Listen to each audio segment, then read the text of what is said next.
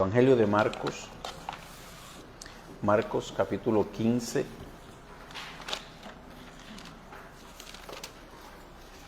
Dice Marcos, su capítulo 15. Vamos a leer 20 versículos allí. Marcos solamente tiene 16 capítulos, quiere decir que nos estamos acercando a el final. Dice así la Escritura: muy de mañana, habiendo tenido consejo los principales sacerdotes con los ancianos, con los escribas y con todo el concilio, llevaron a Jesús atado y le entregaron a Pilato.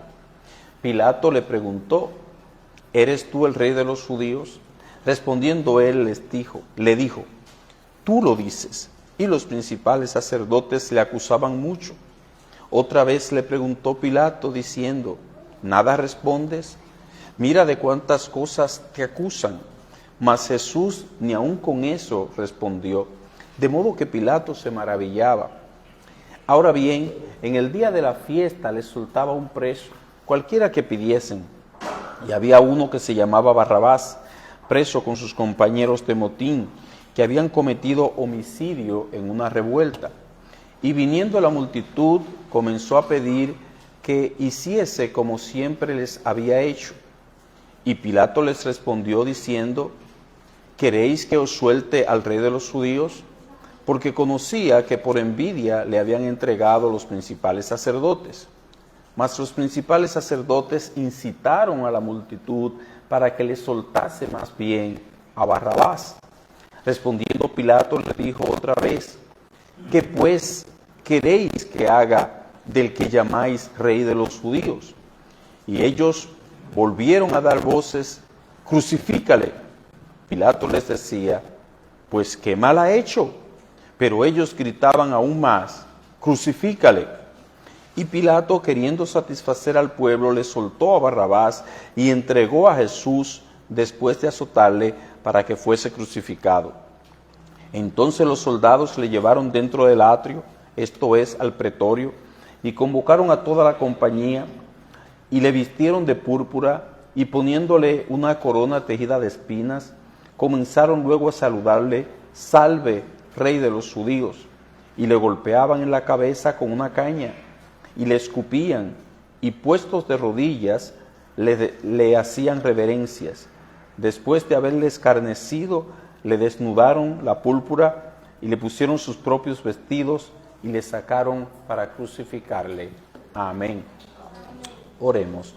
Bendito Dios, eterno Padre Celestial, tu palabra, oh Señor, hemos leído, y solo ella puede salvarnos de nuestros pecados, solo ella puede abrir nuestros ojos a la luz. Oh Padre, guíanos en la enseñanza de tu palabra. Recuerda la labor evangelística que se está realizando allá en Vallaguana en estos momentos. Asiste a esos hermanos para tu gloria, Señor. Úsalos, que muchos puedan venir a tus pies. En Jesucristo. Amén. Jesús entregado a Pilato. Jesús entregado a Pilato. En esta mañana, hermanos, de una manera breve, vamos a hacer el recuento de estos 20 versículos que nosotros hemos leído, esperando que la consideración de estos versículos sea de gran ayuda para nosotros. Voy a introducir esta enseñanza con la pregunta: ¿quién entregó a Jesús? Nosotros hablamos mucho de ese término, ¿quién entregó a Jesús? La Escritura ofrece diferentes personas que intervinieron en la entrega del Señor Jesucristo por nuestros pecados. Se habla de Dios el Padre, se habla de Jesucristo mismo, se habla de Judas Iscariote, se habla de los religiosos. Cuando hablamos de los religiosos nos estamos refiriendo a los principales sacerdotes, a los escribas y a todo el concilio allá en Jerusalén. Y por último se habla del pueblo judío. En el caso de Dios Padre, o para Dios Padre, la entrega del Señor Jesucristo fue un acto de su soberana voluntad, de su amor por el mundo. Nos dice la Escritura que Él, el que no escatimó ni a su propio Hijo, sino que le entregó por todos nosotros. Romanos capítulo 8, versículo 32. Este plan fue hecho desde la eternidad pasada. Dice la Escritura, a entregado por el determinado consejo y anticipado conocimiento de Dios. Hechos capítulo 2, versículo 23. Esta fue la determinación divina, la determinación de Dios el Padre, entregar al Señor Jesucristo por nosotros. Para Jesucristo, el acto de entrega fue un acto de obediencia y sumisión al Padre. No solo de obediencia y sumisión al Padre, sino también de amor por los suyos. Por eso Pablo lo encontramos diciendo en la carta a los Efesios, y andad en amor, como también Cristo nos amó y se entregó a sí mismo por nosotros, ofrenda y sacrificio a Dios en olor fragante. Se entregó a sí mismo por nosotros, dice Efesios capítulo 5, versículo 2. Él mismo, o sea, Jesucristo dijo, por esto me ama el Padre, porque yo pongo mi vida para volverla a tomar. Juan capítulo 10, versículo 17, hablando de esa entrega. Por otro lado, tenemos un tercer personaje. Se trata de Judas Iscariote, que entregó a Jesús.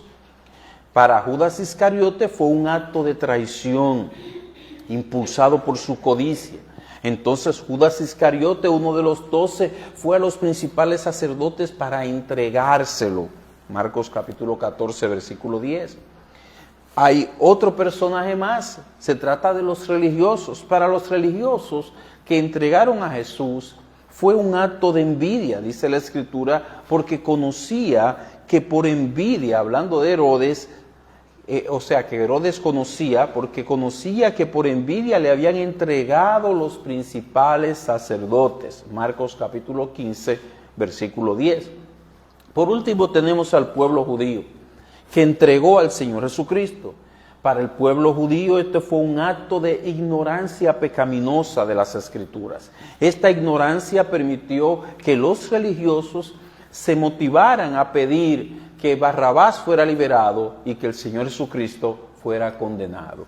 5 actores participaron en la entrega del Señor Jesucristo. El Padre, Jesucristo mismo, Judas Iscariote, los religiosos y el pueblo judío.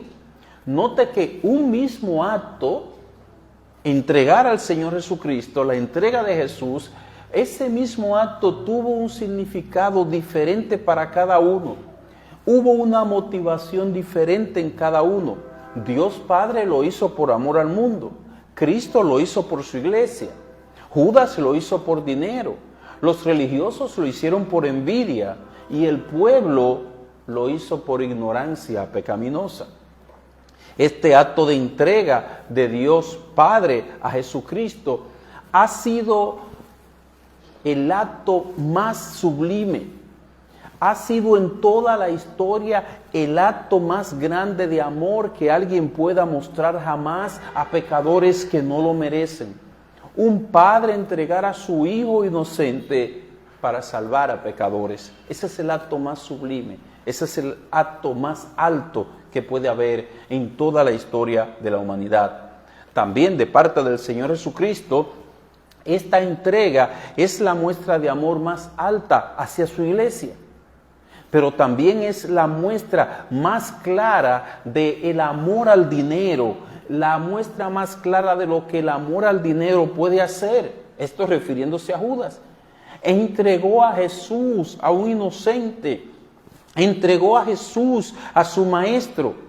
Pero también esta es la muestra más cruda de lo que es la envidia, refiriéndonos ahora a lo que son los religiosos.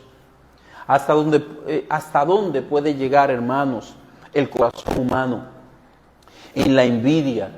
¿Hasta dónde puede llegar? Mire cómo los religiosos fueron capaces de entregar al Señor Jesucristo. Y por último, la entrega del Señor Jesucristo es la muestra del más grave error que puede llegar a cometer alguien o un grupo de personas por ignorar pecaminosamente las Escrituras. Ignorar la verdad, ignorar las escrituras, empuja a la persona hacia el pecado. A mayor ignorancia de lo que la escritura dice, de lo que la escritura enseña, del espíritu de las escrituras, mayor es el error y mayor el pecado. Hermanos, algo debe de estar claro al hacer este recuento que estamos haciendo. Es como un resumen de la entrega del Señor Jesucristo. La entrega del Señor Jesucristo, que es lo que estamos estudiando en estos últimos capítulos del Evangelio de Marcos. Desde que arribamos ahí al capítulo 12 en adelante, ya comienzan esa última parte donde el Señor Jesucristo comienza a ser objeto de la trama para ser entregado. Esta entrega debe de ser meditada por nosotros. Hermanos, esta entrega debe alentarnos a seguir hacia adelante, sabiendo que ese fue el acto de amor que Dios quiso mostrarnos a nosotros. Tanto es así que el Señor Jesucristo dejó establecido como un recordatorio en la Santa Cena, que su entrega, dice la Escritura, porque yo recibí del Señor lo que también os he enseñado, que el Señor Jesús, la noche que fue entregado, tomó pan. Esa noche del viernes es recordada por todos los siglos mientras la iglesia del Señor esté aquí en la tierra. Dice 1 Corintios capítulo 11, versículo 23. Esa entrega no puede ser pasada desapercibida por nosotros. Los evangelios se encargan de darnos los detalles de todos los acontecimientos de esa entrega del Señor Jesucristo por nosotros. Hoy nosotros cantamos acerca de la salvación al principio, porque siempre cantaremos, ese será nuestro cántico allá en el cielo, esa redención, esa salvación que se logró a través de entregar al Hijo de Dios inocente. La consideración y meditación en esta entrega, esperamos, sensibilice nuestros corazones, aumente nuestro amor por Él. Si únicamente, hermanos, se nos habla de su muerte, vamos entonces a pasar por alto el sufrimiento, los dolores que el Señor Jesucristo tuvo que atravesar. O sea que tendríamos un cuadro incompleto. Veamos el recuento de lo que sucedió, de este episodio de entrega de nuestro Señor Jesucristo, de nuestro Salvador, que está narrado en el capítulo 15. Este capítulo 15 que tenemos enfrente introduce de inicio la figura de un personaje. Se trata de Poncio Pilato.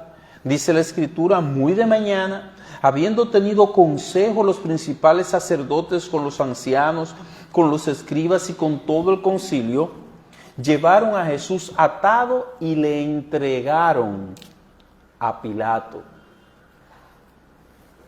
Ahí vemos a los religiosos entregando a Jesús. Uno de los 5 personajes que entregó a Jesús. Aquí ellos entregan a Jesús a Poncio Pilato. Poncio Pilato era gobernador en ese entonces. Él era gobernador de Samaria y de Judea. El gobierno o el territorio romano estaba dividido de esa manera, tenía gobernadores en diferentes lugares.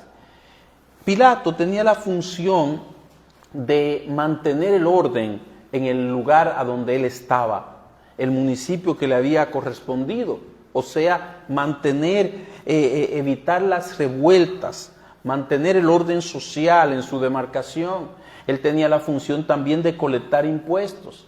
Él tenía también el poder de juzgar los casos más importantes, más relevantes. Incluso, este era un hombre con mucho poder, o sea, se le daba mucho poder al gobernador. Él tenía la potestad de aplicar la pena de muerte, como fue el caso del Señor Jesucristo, donde Él ejerció ese poder. Hermanos, eso era mucho poder sobre una persona. Con tan solo la palabra de un solo hombre. No era un consejo, no era que él iba a preguntarle a otros qué a ustedes le parece, qué le parece el testimonio, qué le parece lo que dijeron los testigos, qué dijo la defensa. Era lo que dijera Pilato. Si él decía, crucifíquenle, lo iban a crucificar. Si él decía, libérenlo, lo iban a liberar. Él tenía ese poder, mucho poder concentrado en una sola persona. Poncio Pilato, sabemos muy poco acerca de él como en su persona, de cómo era. Podemos decir, por lo que dice la Escritura, que era un hombre muy orgulloso.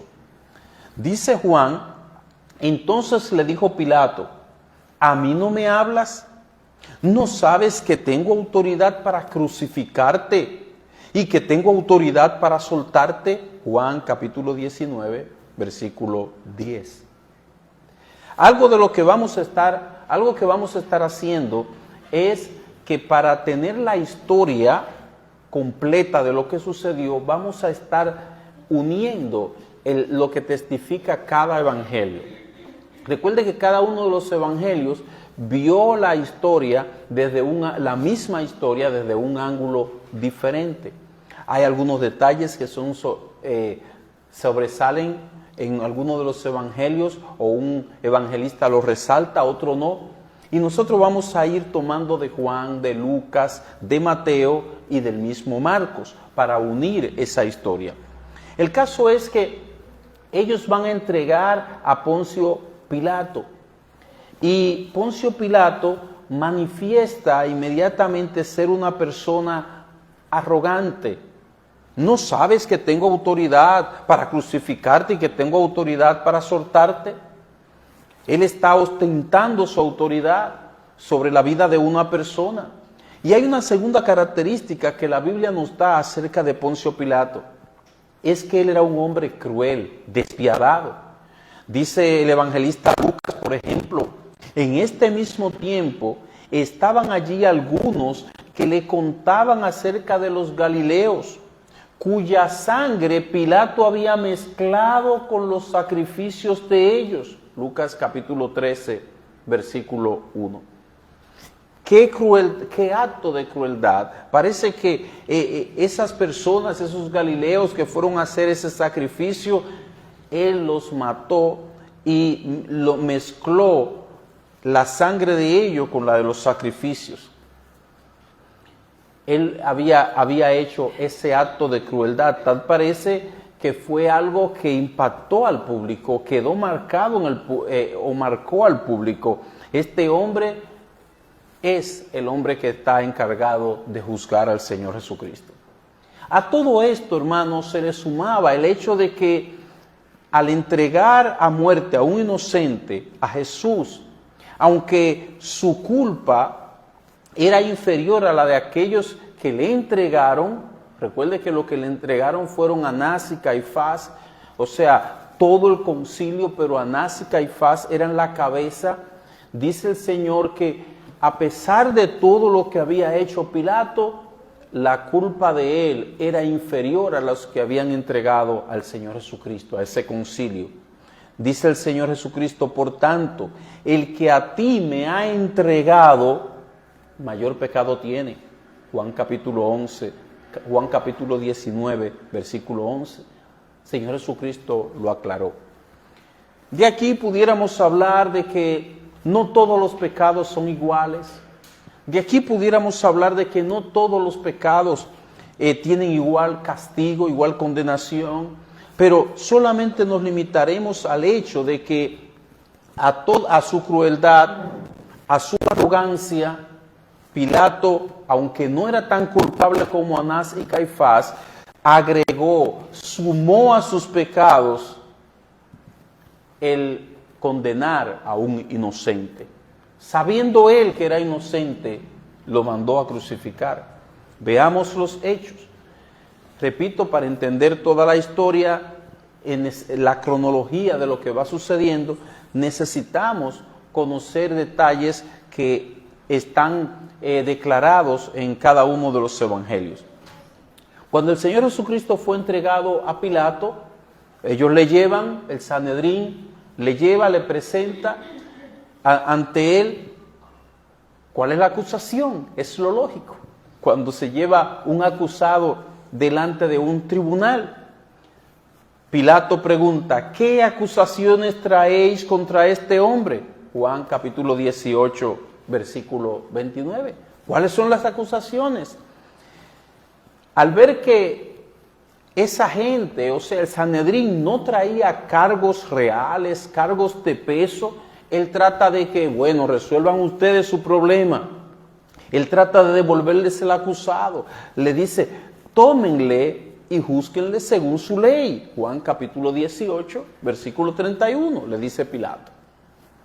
Los judíos entonces manifiestan claramente que su deseo es que Pilato le dé muerte a ese prisionero, que Pilato sea un verdugo, que Pilato haga lo que ellos quieren que suceda. Era necesario que hubiese acusaciones que no fueran religiosas, porque acusación religiosa, de lo que ellos acusaban al Señor Jesucristo, era de que Él había dicho ser hijo de Dios. Inmediatamente usted recuerda que el sumo sacerdote Caifás rompió sus vestidos diciendo que había blasfemado y que era digno de muerte. Pero esa acusación no iba a tener mucho peso delante de un juez como Pilato, un gobernador como Pilato, que no era judío, era romano. Entonces ellos debían elaborar acusaciones contra el Señor Jesucristo que impactaran a Pilato, lo investigar y lo condenara. Así que ellos rápidamente presentan 3 acusaciones contra el Señor Jesucristo. Esta está en Lucas 23. En Lucas 23, el versículo 2, le dicen ellos a Pilato, él pervierte la nación, número 1. Prohíbe pagar impuesto a César, número 2, y pretende ser un rey, número 3. 3 acusaciones ahí para que Pilato le investigue. Cuando nosotros examinamos esas acusaciones no tienen fundamento. El Señor Jesucristo no pervirtió a la nación. El Señor Jesucristo no prohibió pagar tributo a César. Incluso Él dijo, denle a César lo que es de César. El Señor Jesucristo no pretendió ser un rey a la manera de ellos. Bueno, desde el punto de vista político, esta era una acusación fuerte. Pilato no podía permitirse el dejar pasar eso por alto porque había alguien que decía ser rey. O sea, alguien que quiere dar un golpe de estado, alguien que quiere armar una revuelta para colocarse él. Esto debía ser investigado. Como eso debía ser investigado, Pilato toma al preso o al acusado y lo lleva dentro del pretorio para interrogarlo. Sigo en Juan capítulo 18. Por esto Pilato le hace la pregunta al Señor Jesucristo. ¿Eres tú el rey de los judíos? Me interesa saber si tú te quieres hacer un rey. ¿Eres tú el rey de los judíos? Marcos capítulo 15, versículo 2. Jesús explica a Pilato en qué sentido él es rey y en qué sentido no lo es. Él le dice, y esto lo registra Juan en el capítulo 18 también, que Jesucristo le dijo, mi reino no es de este mundo. Pilato mira, descuida, yo soy rey, pero no un rey político.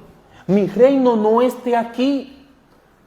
Entonces Pilato no ve nada que pueda incriminar a este hombre.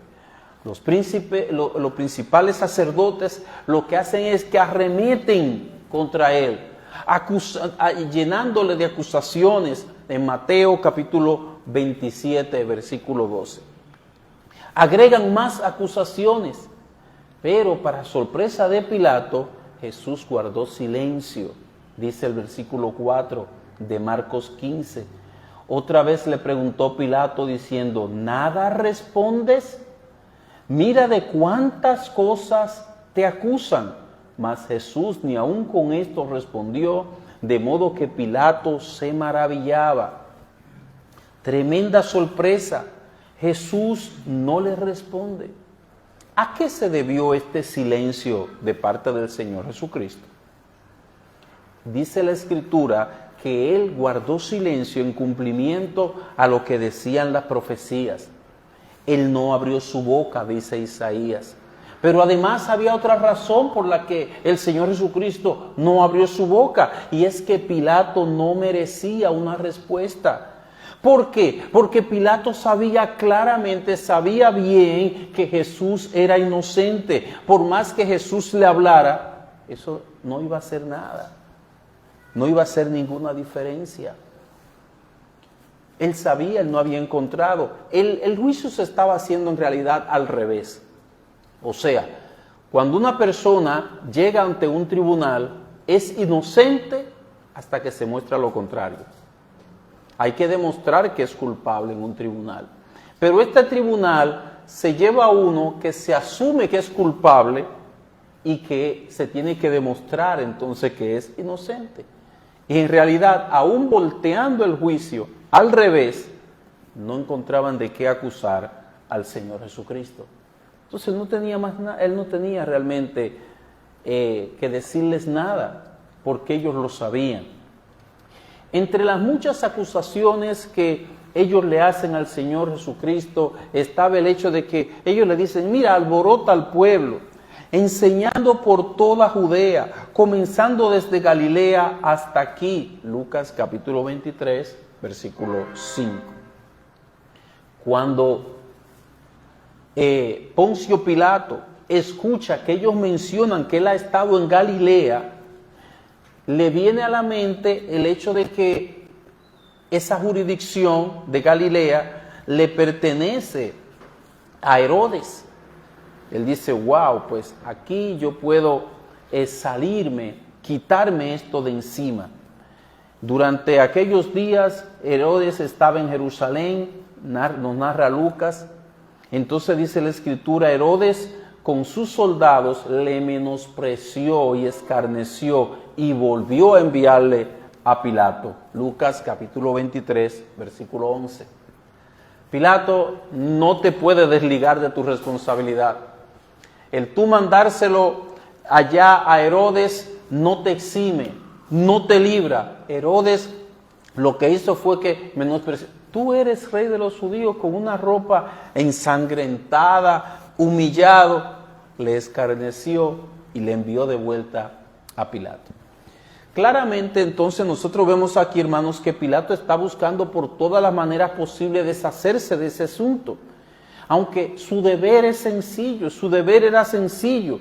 Si el acusado es inocente, si no le han podido encontrar alguna culpabilidad, el deber del juez es soltarle.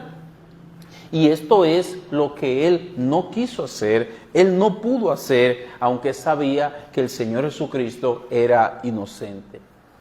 Todavía Pilato piensa en otra posibilidad. Bueno, ya le falló la de enviárselo a Herodes.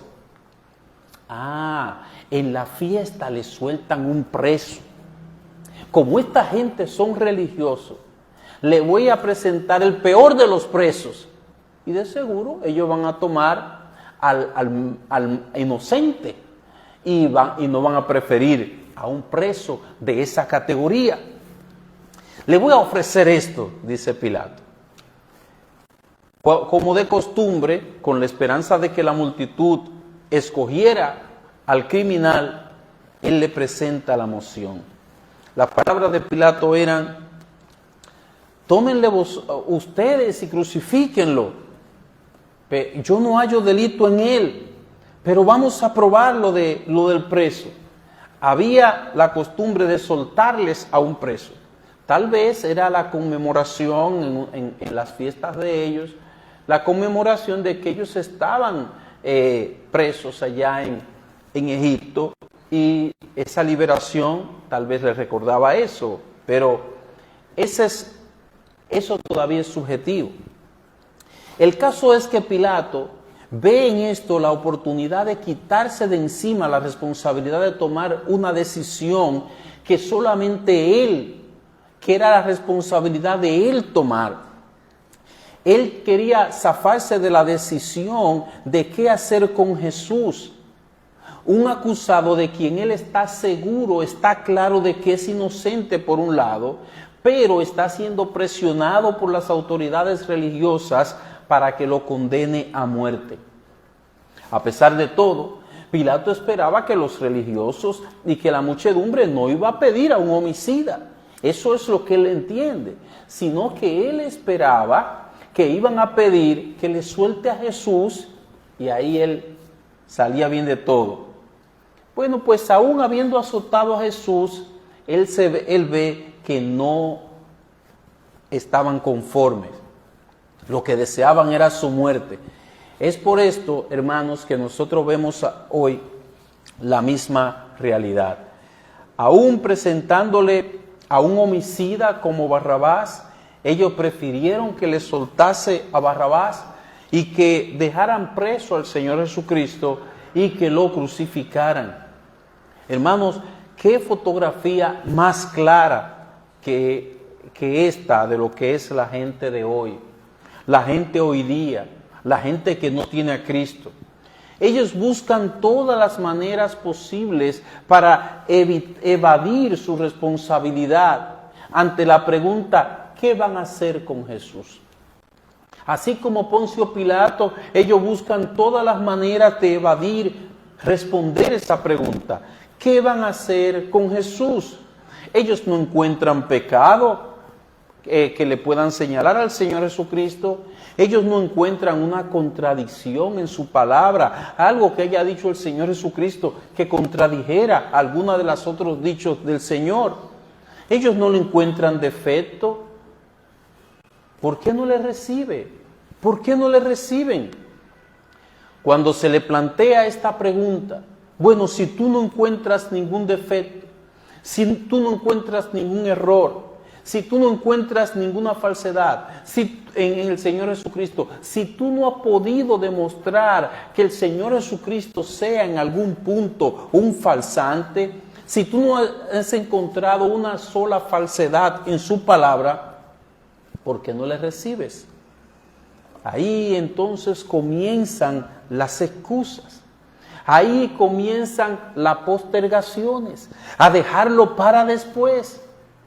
Ahí comienza el después, ahora no, después. Esta excusa, o sea, el después, esta parece ser la excusa que más tranquiliza las conciencias culpables de las personas. Parece ser que esta excusa le dice, no, tú no estás diciendo no definitivamente, lo que tú estás dando es un compás de espera y eso les hace sentir tranquilos. Ellos saben que sus pecados están delante del Señor. Ellos saben que no han encontrado ninguna excusa delante o con relación a la persona del Señor Jesucristo.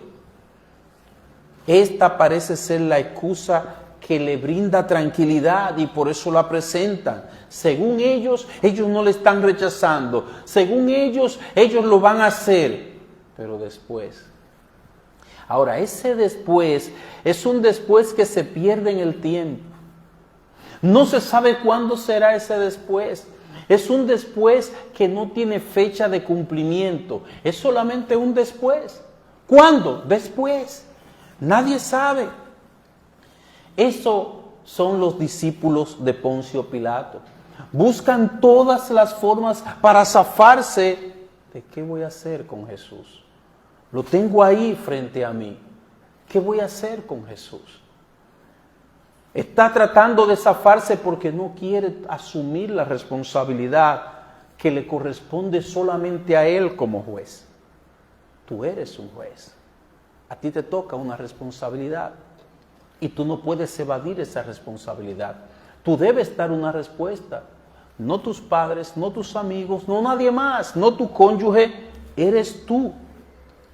Estas personas que postergan, o sea, dejan para el después, estas personas que buscan las excusas, que comienzan las excusas cuando tienen que dar una respuesta a esa pregunta, estas personas son capaces de recibir a cualquier Barrabás de la 42, pero para Jesús tienen una excusa o tienen un después. Qué perdido está el mundo. Pero eso no es de ahora, es desde hace 2000 años.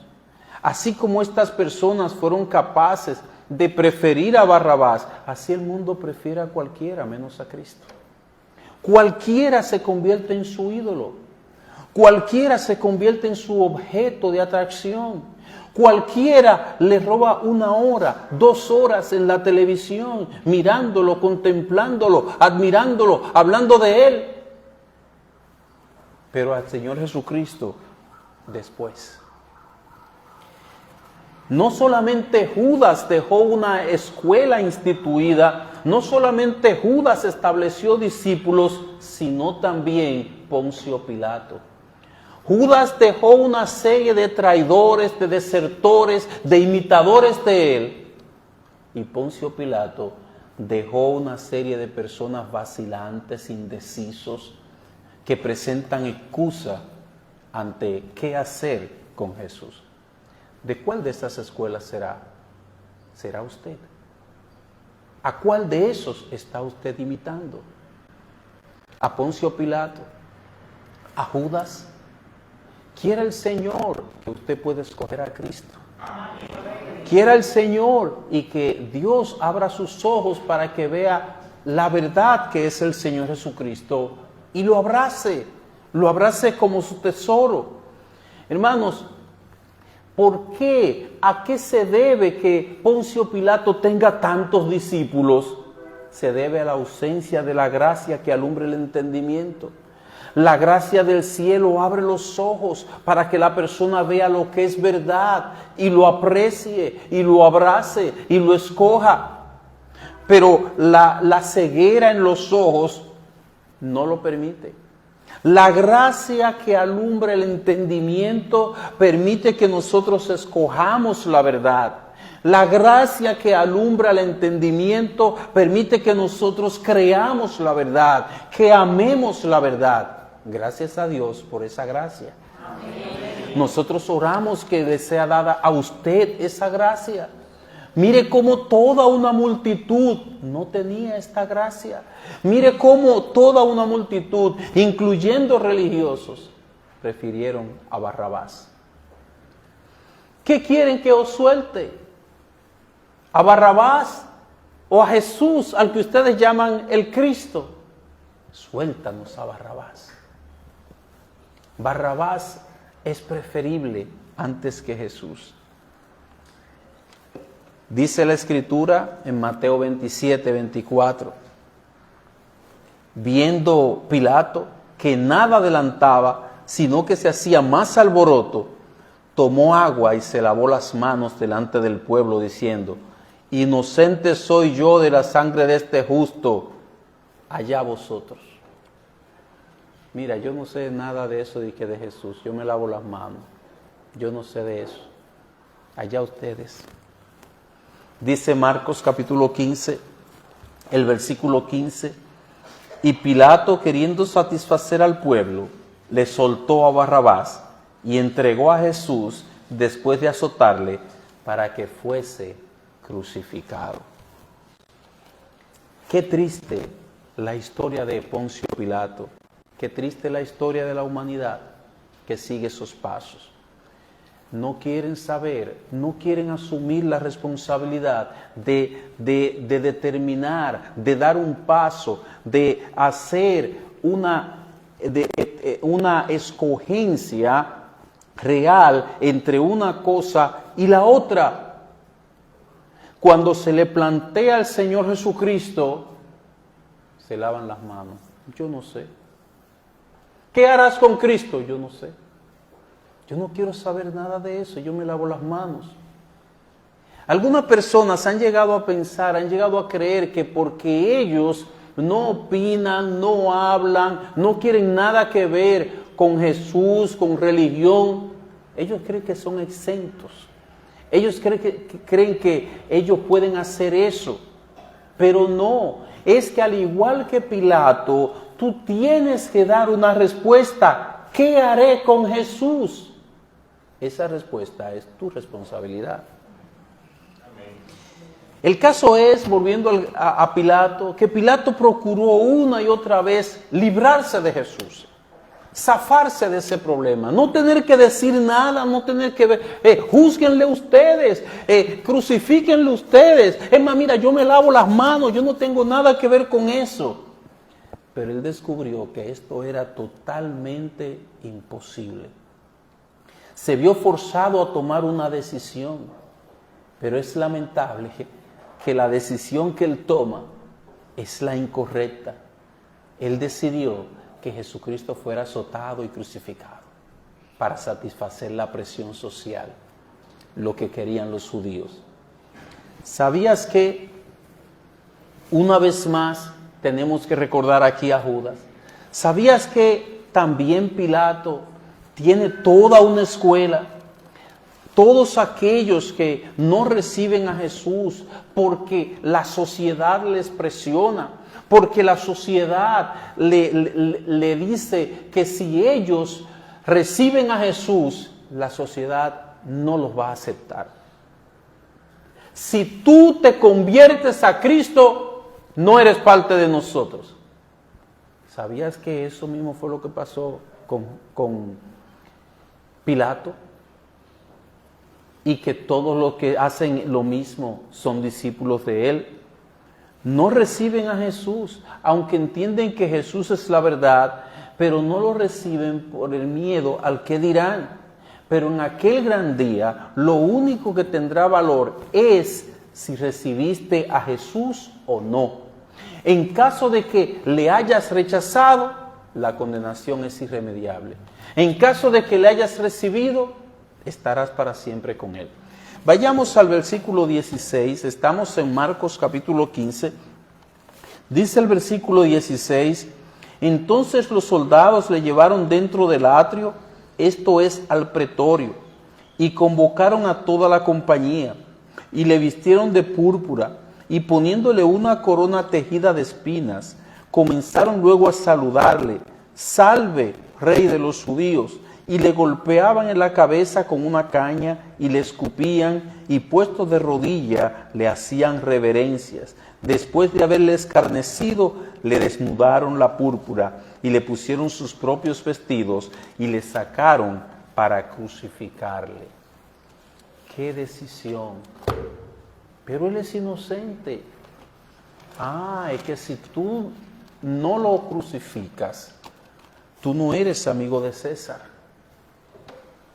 Una vez más, el Señor Jesucristo es sometido a sufrimientos físicos. Ya no es la primera vez.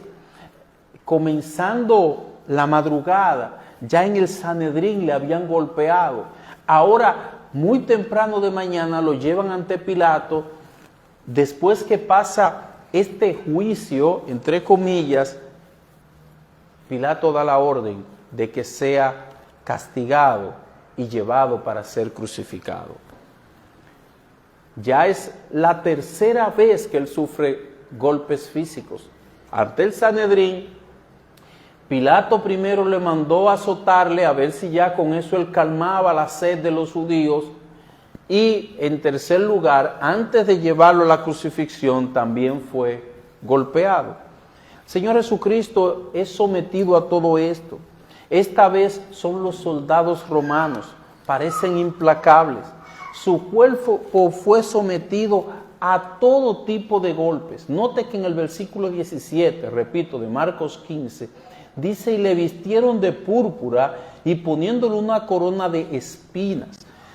Al vestirle de púrpura era una burla, o sea que el sufrimiento comienza con la burla, con la dignidad. Se burlaban de él diciendo que él era el rey de los judíos. Sin embargo, es verdad, él lo era. Y no solo de los judíos, sino del mundo entero. El Señor Jesucristo es el rey.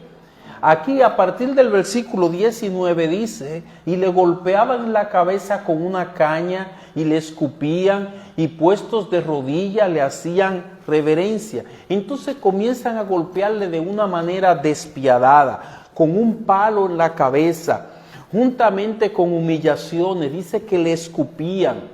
Recuerde que es una compañía de soldados. No son 2 ni 3 soldados que están golpeándolo. Y los soldados eran bastante fuertes. Eran la parte más fuerte que tenía Roma para combatir. Hermanos, y esto decimos con sorpresa: ¿hasta dónde? ¿Hasta dónde puede llegar la ceguera espiritual de una persona? Hasta llevar a colocar a una persona en esa posición, en esa situación, siendo inocente. Recuerdo que en la cruz, uno de esos soldados, después de la crucifixión, dijo: verdaderamente este hombre era hijo de Dios. Marcos capítulo 15, versículo 39. Verdaderamente este hombre era hijo de Dios. Después de todos los golpes y de llevarle la cruz, abrió los ojos. Se dio cuenta de esa situación. Cuando expiró, fue que le fueron abiertos los ojos para ver a quién habían crucificado. La multitud que fue a ver el espectáculo, a reírse, allí había supuestamente 3 criminales. A lo mejor una de esas cruces era para Barrabás. Allí el culpable salió libre y el inocente fue castigado. Eso pasó con nosotros. Allí estaban los 3 y sale una multitud a ver el espectáculo. Pero cuando regresa, llegó golpeándose el pecho, dice Lucas capítulo 23, versículo 48. Verdaderamente, este hombre era hijo de Dios. Pero también, hermanos, aquí debemos de ver cuán depravado es el corazón humano. Sin la gracia común de Dios, el corazón humano no tiene freno para su crueldad. Aún a un inocente, la crueldad del hombre pecador es capaz de llevarle a la muerte, a un inocente crucificarle. ¿Cuántas gracias tenemos que darle al Señor por la gracia de Él en nosotros? Si no es por su gracia, no sabríamos hasta qué punto pudiéramos llegar. El nivel de maldad, el grado de maldad al que puede llegar a un hombre, no lo podemos medir. ¿Qué lo detiene? La gracia de Dios. En los impíos, la gracia común de Dios. En los creyentes, la gracia de Él. No somos todo lo malo que hubiésemos sido o que pudiéramos ser por causa del Señor. Pero el pecado nos lleva a ser todo lo más terrible que se pudiera imaginar. Hemos visto el recuento. La pregunta es, ¿qué aprendemos de esto? Aparte de que hemos hecho algunas aplicaciones, vamos a ver 3 de una manera breve. Número 1, mis hermanos, aquí vemos un gran contraste entre ese primer Adán y este segundo Adán, que es Cristo. Nuestro primer Adán, nuestro primer padre, era culpable. Sin embargo, trató de excusarse, trató de defenderse, trató de decir que no era de él la culpa. El segundo Adán, en cambio, era inocente, pero no se defendió en lo absoluto. Como oveja delante de sus trasquiladores, enmudeció y no abrió su boca. Isaías capítulo 53, versículo 7. Si Cristo hubiera defendido, rechazado la acusación, ni usted ni yo estuviéramos aquí. Porque es verdad, Él tenía derecho a defenderse, pero era necesario que Él llevara nuestros pecados para que nosotros pudiéramos ser salvos. Era necesario que Él callara ante las acusaciones, cargara con la culpa para que nosotros pudiéramos cargar con su justicia. Además, esa fue la voluntad del Padre. Él había orado en Getsemaní que se hiciera la voluntad del Padre en lugar de su propia voluntad. Y esta fue la manera de él aceptar la voluntad del Padre. Segundo lugar, mi hermano, tal vez esta sea la oportunidad de tú detenerte y revisar tu compromiso personal con Jesús. Tu compromiso personal con Jesús. Tal vez sea la oportunidad de tú comprender que tu compromiso con Jesús debe ir más lejos que la mera asistencia a una iglesia, que la mera asistencia a las reuniones de la iglesia. Eso sería, si eso es lo único que tú le estás dando de ti a Jesús, eso es un acto de mezquindad, siendo que Él dio todo por nosotros. Todo. Nosotros y nuestros pecados fuimos la causa del sufrimiento de Jesús. Dice la Escritura, Cristo padeció una sola vez por los pecados. Oye bien, el justo por los injustos para llevarnos a Dios. ¡Qué glorioso! Dice Primera de Pedro capítulo 3, versículo 18. Él, el justo, nosotros los injustos, y todo para llevarnos a Dios. Cristo no antepuso compromiso para hacer esta labor. Cristo nos dijo, mira, yo estoy muy ocupado, yo soy el Rey del universo, yo no puedo detenerme para ir a atenderte a ti, sino que se despojó de su realeza para venir a pagar el precio para llevarnos con Él. Y todo esto por pecadores. No era por personas buenas, era por pecadores como nosotros, como tú y yo. Personas que han manifestado su pecado muchas veces. Qué bueno es el Señor, qué grandioso es la redención. No nos cansaremos de cantar de esa salvación. Aún en el cielo se cantará el cántico de los redimidos, porque esto es algo que no está fuera de nuestro entendimiento. ¿Cómo es que el Señor Jesucristo se dio a sí mismo, no por los buenos, sino por pecadores?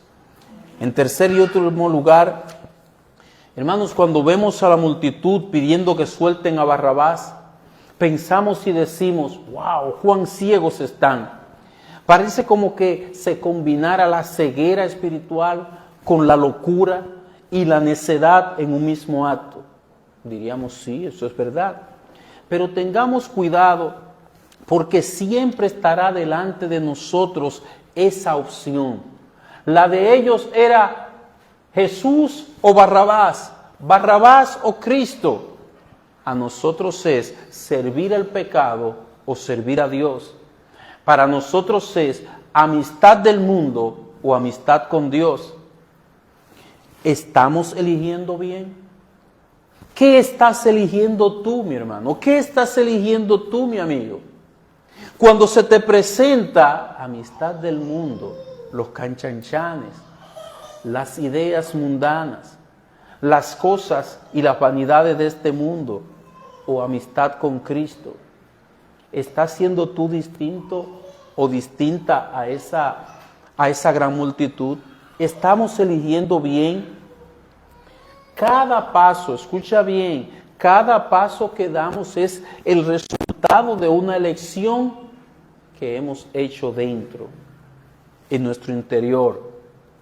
Pero la más trascendental de todas está entre seguir nuestro propio pecado, quedarnos en nuestra propia condición o arrepentirnos.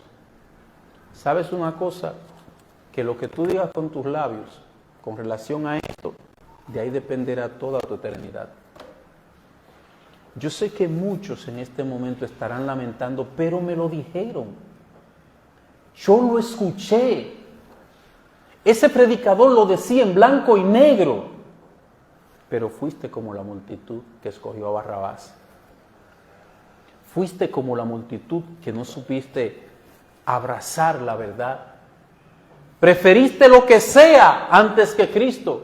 Hermanos, a veces uno dice, pero Dios mío, es que la ceguera espiritual hace torpe a la persona. Yo le he ido a llevar el mensaje del Evangelio, el mensaje de salvación a personas, y me han dicho que no porque están lavando el carro. ¿Qué tiempo dura la limpieza del vehículo? Hasta que una brisa lo llene de polvo. ¿Qué tiempo dura la relación con Jesús? Por toda la eternidad. Qué torpeza, qué ceguera, qué incredulidad, qué dureza. Líbrenos el Señor de escoger algo que no sea Jesucristo. Y recuerda por último, Pilato no pudo evadir su responsabilidad, ni tú tampoco. Tú no la podrás evadir. Si hoy no asumes tu responsabilidad de venir a Cristo, en el tribunal de Dios se te señalará ese día lo que hiciste con Jesús te será recordado. Todo aquel, mi deseo es que ninguno sea de los que están aquí, pero todo aquel que muere sin Cristo será un lamento. Cada segundo a donde Cristo le fue propuesto y que por alguna excusa lo rechazó, por algún después lo rechazó, lo recordará. No habrá nada que le distraiga de ese pensamiento. Dice la Escritura que es un tormento por la eternidad. Dice la Escritura que por los siglos de los siglos la persona no tendrá reposo. Dice la Escritura que esas almas que rechazan al Señor Jesucristo no tendrán paz. Oh mi amigo, recibe a Cristo hoy. Recibe al Señor Jesucristo, no por lo que veas. Allí estaba uno vestido con harapos, una corona de espina, un palo simulando el cetro, pero ese era el rey. Ahora tú ves un grupo de cristianos en debilidad, pero te están presentando el evangelio de salvación. No hay otro evangelio. Que el Señor en su gracia alumbre el entendimiento, abra los ojos, sensibilice el corazón, cambie, transforme vidas, corazones por su palabra. Vamos a orar. Bendito Dios y Padre del cielo, hemos predicado tu palabra con debilidad, no con la claridad, Señor, que quisiéramos, con errores, pero apelamos a tu gracia y a tu poder para que tú obres en los corazones, Señor. Que aún los que han estado distraídos, tú llames su atención a la realidad de que, ¿qué van a hacer con Jesús? En Jesucristo te pedimos. Amén.